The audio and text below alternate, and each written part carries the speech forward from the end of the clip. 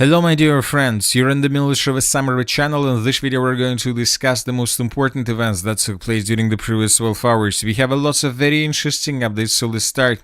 The situation is getting worse and worse, and first let's talk about the Odessa region. According to information we have, Odessa is without power. A power facility in Odessa was struck by the Russian army overnight. The consequences of the strike are being investigated.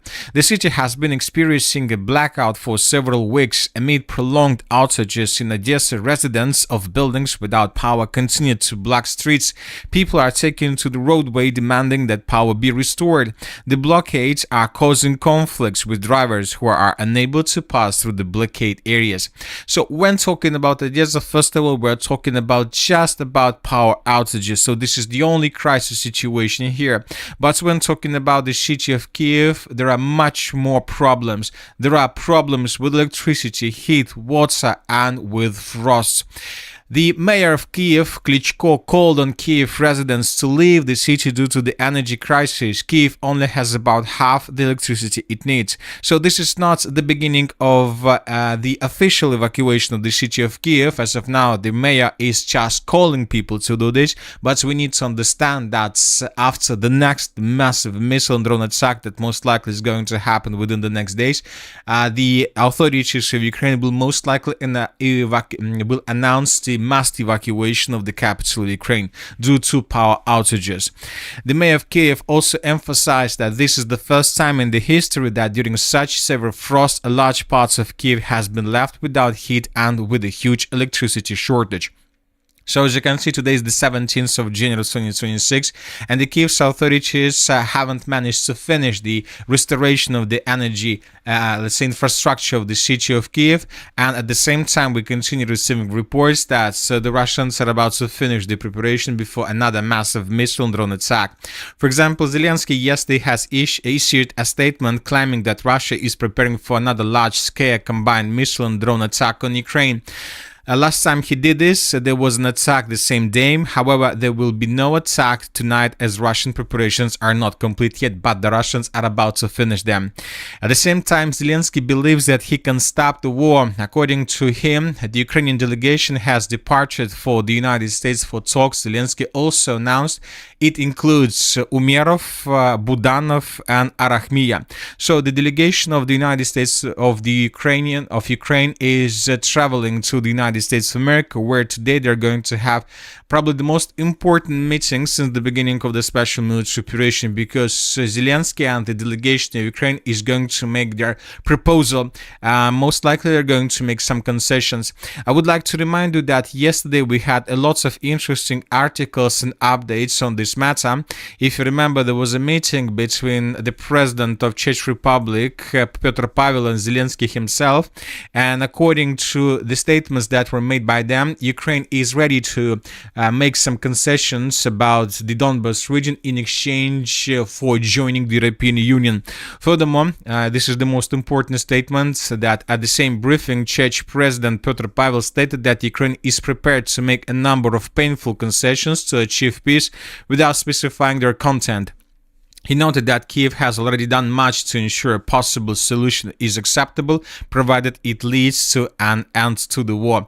So the delegation most likely is traveling to the United States of America with the purpose to give the states their final proposal, which most likely will be later transferred to the Russian Federation. The Russians will consider this final proposal, and then the Russians will make a decision whether to attack Ukraine with missiles and drones or not. But telling the truth, the Russians most likely understand that all these things with talks, all these things with another peace process could be just a part of a very big game from Ukrainian side.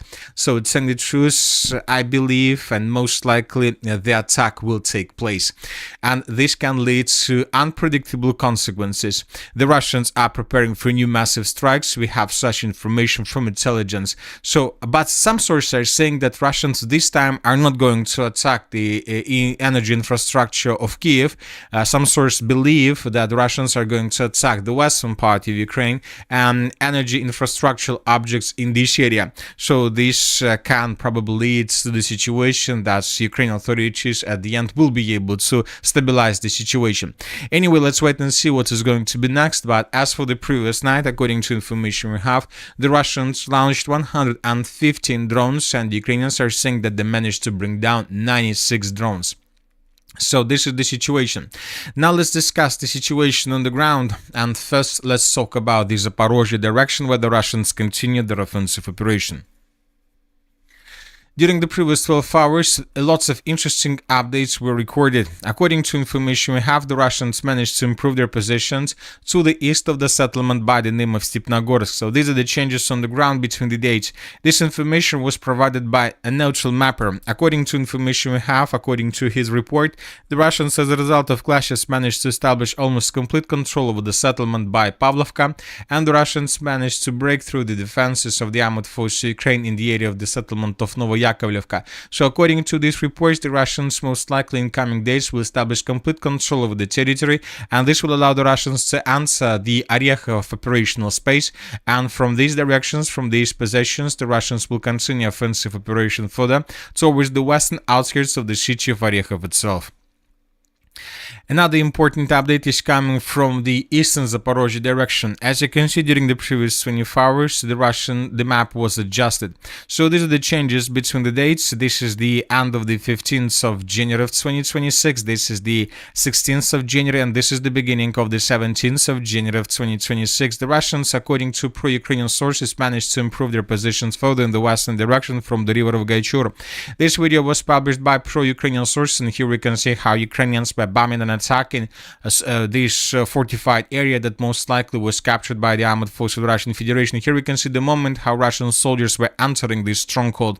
So based on this video, we came to the conclusion that this dense network of the fortifications was secured by the armed forces of the Russian Federation. Furthermore, right before we started making this video, pro-Russian sources reported that the settlement of Priluki was also captured by the armed forces of the Russian Federation. So before the next video, we will adjust the map, and most likely we're going to show something like this. So all these territories would be colored in Russian favor. Now let's move further. Another important video was published from the area of the city by the name of Pavlograd. I would like to remind you that the city of Pavlograd is the key city in the entire Donbas defense operation of the armed forces of Ukraine, because the major parts of the Ukraine's logistics is going exactly through this area.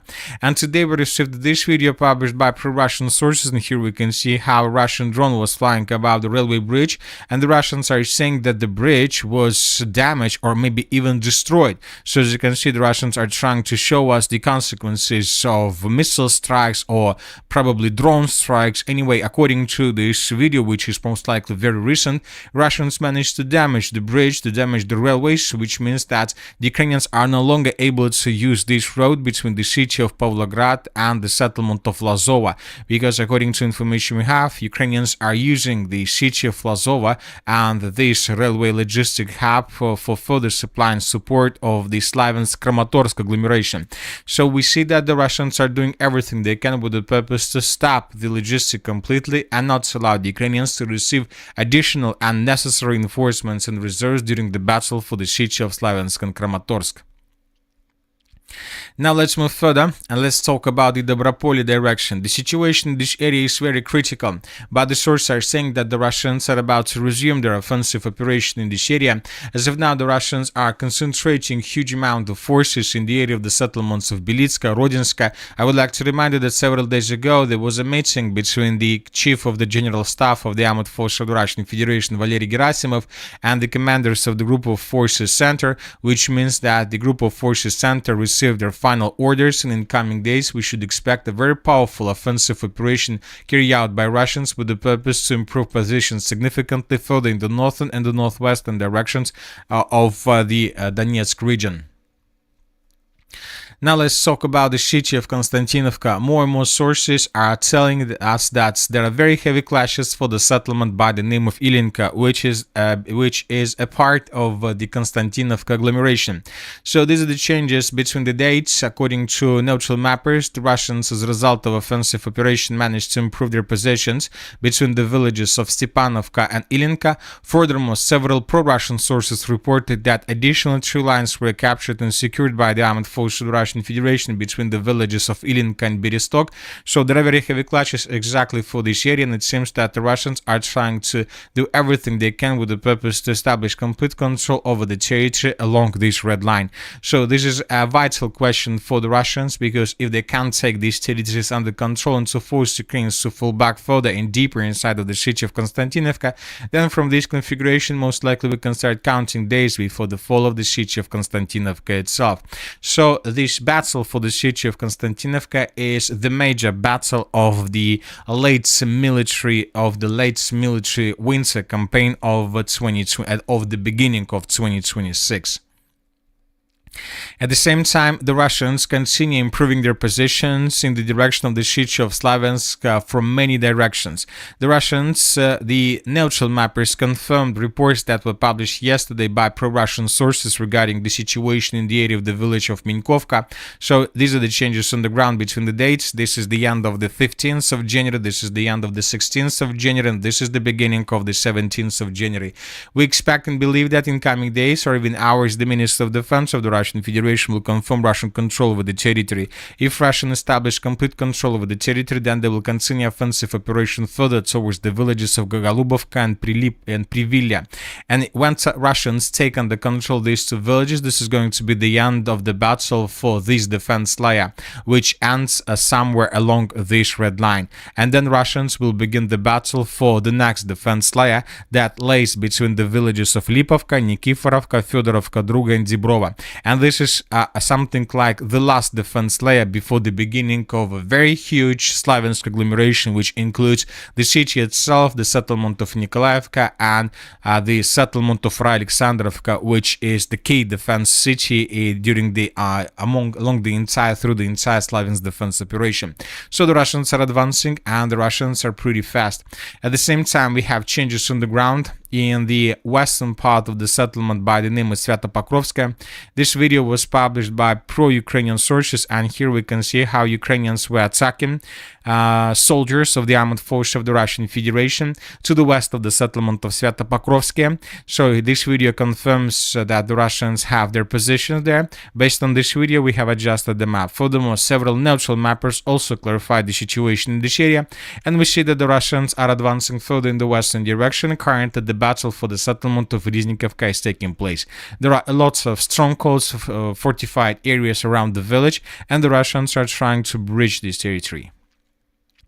We start receiving updates from the city of Liman. According to information we have, the Russians launched their major offensive operation, and now the Russians are trying to improve their position significantly in the eastern, southeastern, and the southern parts of the city of Liman itself. So the Russians are tasked to get this red line from their current positions, and the Russians during the previous days managed to improve their position significantly. They are still very far to establish control over the territory along this red line, but the Russians are doing everything they can with the purpose to make this as soon as possible. So this is the situation by the end of the 15th, this is the end of the 16th, and this is the beginning of the 17th of January of 2026. So one thing is clear, the battle for the city of Liman has begun. We're talking about a final assault operation.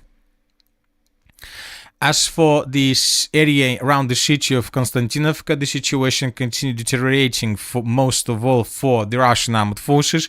Today, neutral mappers adjusted their maps again, showing that Ukrainians managed to restore control over the territories that they've lost since the probably late July of 2025 or something like this.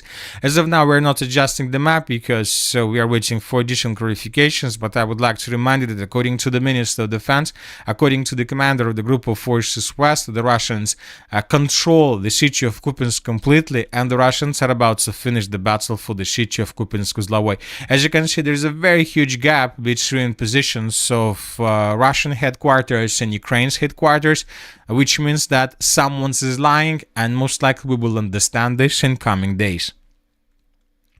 The Volchansk direction, the Russians continue moving slowly but step by step towards the main Ukraine fortified areas. Today we received the report that the Russians managed to encircle the village of Gravska, which is located along the river of Seversky Donetsk.